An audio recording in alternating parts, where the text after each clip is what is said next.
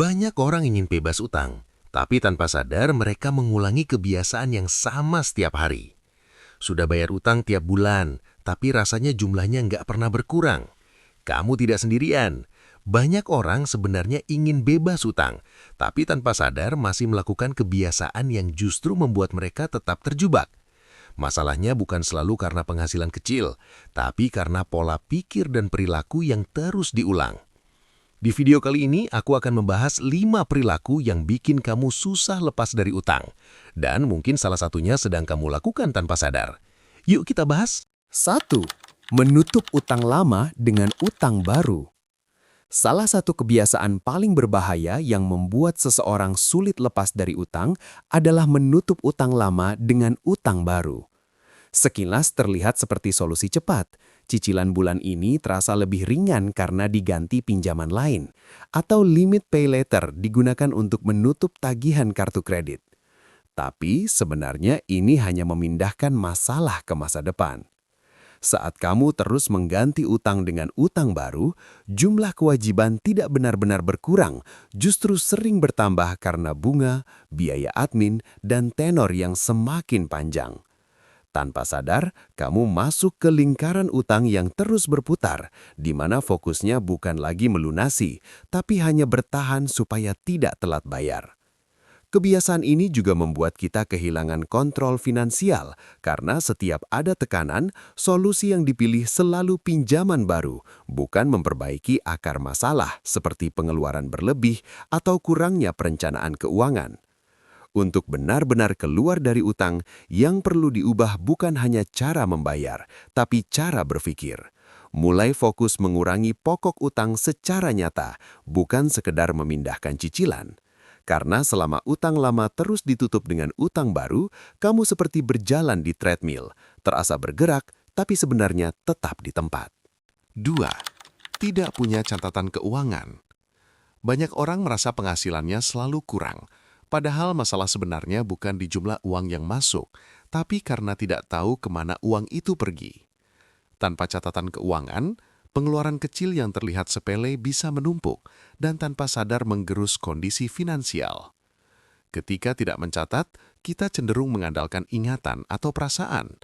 Akibatnya, sering muncul kalimat seperti, "Perasaan tadi masih ada uang," atau "Kok tiba-tiba habis ya?"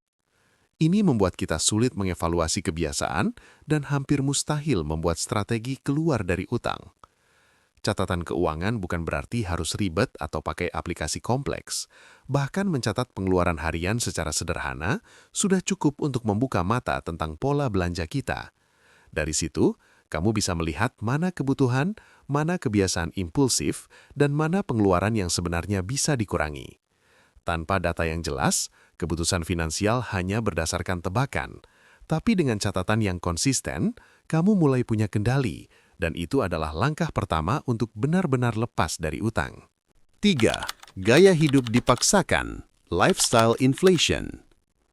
Salah satu alasan terbesar kenapa banyak orang sulit lepas dari utang adalah karena gaya hidup yang tidak sesuai dengan kemampuan finansial. Setiap ada kenaikan penghasilan, langsung diikuti dengan peningkatan gaya hidup. Upgrade gadget, nongkrong lebih sering, beli barang yang sebenarnya tidak terlalu dibutuhkan. Masalahnya, lifestyle inflation sering terjadi secara halus dan tanpa disadari. Awalnya hanya ingin reward diri, lalu pelan-pelan menjadi kebiasaan. Kita mulai membandingkan diri dengan orang lain di media sosial, merasa harus mengikuti standar tertentu supaya terlihat sukses atau tidak ketinggalan. Akibatnya, uang yang seharusnya bisa digunakan untuk melunasi utang justru habis untuk mempertahankan image. Bahkan tidak sedikit yang akhirnya menggunakan pay later atau kartu kredit hanya untuk menjaga gaya hidup tersebut. Padahal, kunci keluar dari utang justru kebalikan dari itu. Menahan lifestyle sementara waktu. Bukan berarti tidak boleh menikmati hidup, tapi prioritaskan stabilitas finansial dulu. Saat fondasi keuangan sudah kuat, barulah upgrade lifestyle akan terasa lebih aman dan tidak menjadi beban. 4. Belanja berdasarkan emosi, bukan kebutuhan. Banyak keputusan finansial buruk sebenarnya bukan karena kurang pengetahuan, tapi karena emosi yang tidak terkontrol. Saat stres, bosan, sedih, atau bahkan terlalu senang, belanja sering dijadikan pelarian cepat untuk merasa lebih baik. Masalahnya, rasa puas itu biasanya hanya sementara tagihan tetap tinggal. Belanja emosional sering terasa wajar karena terlihat kecil, diskon menarik, flash sale, atau promo pay later yang membuat pengeluaran terasa ringan di awal. Tapi ketika kebiasaan ini diulang terus-menerus, jumlahnya akan menumpuk dan tanpa sadar memperberat kondisi utang. Selain itu, belanja karena emosi membuat kita sulit membedakan antara kebutuhan dan keinginan. Kita mulai mencari alasan untuk membeli sesuatu, bukan mempertimbangkan apakah itu benar-benar diperlukan. Belajar mengelola emosi sama pentingnya dengan belajar mengatur uang. Salah satu cara sederhana adalah memberi jeda sebelum membeli. Misalnya tunggu 24 jam sebelum check out. Jeda kecil ini bisa membantu pikiran kembali rasional dan mengurangi keputusan impulsif. Karena selama keputusan finansial dikendalikan emosi, utang akan terus terasa seperti lingkaran yang sulit diputus. 5. Tidak punya rencana keluar dari utang. Banyak orang sebenarnya sudah berusaha membayar utang, tapi tanpa rencana yang jelas, prosesnya terasa seperti tidak ada akhir. Hanya membayar cicilan minimum setiap bulan mungkin membuat kita merasa aman, tapi seringkali ini hanya memperpanjang waktu utang karena bunga terus berjalan. Tanpa strategi, fokus kita hanya bertahan dari bulan ke bulan, bukan benar-benar keluar dari masalah.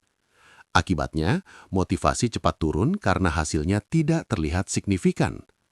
Memiliki rencana berarti tahu utang mana yang harus diprioritaskan, berapa target pelunasan, dan metode apa yang akan digunakan.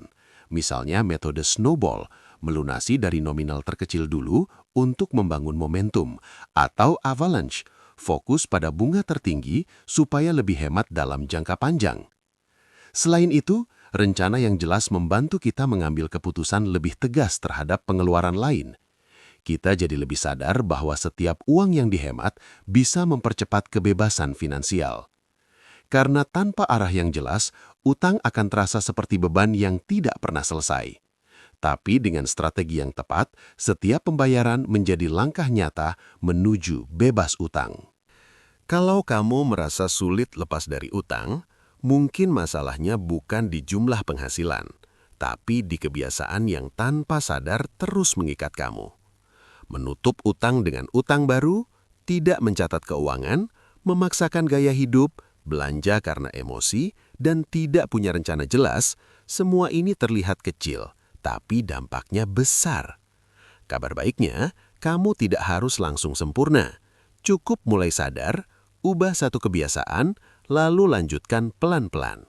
Karena bebas dari utang bukan soal siapa yang paling cepat, tapi siapa yang tidak berhenti memperbaiki diri.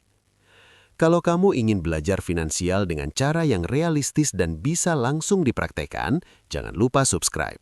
Di channel ini, kita belajar bareng, pelan tapi pasti, menuju finansial yang lebih sehat.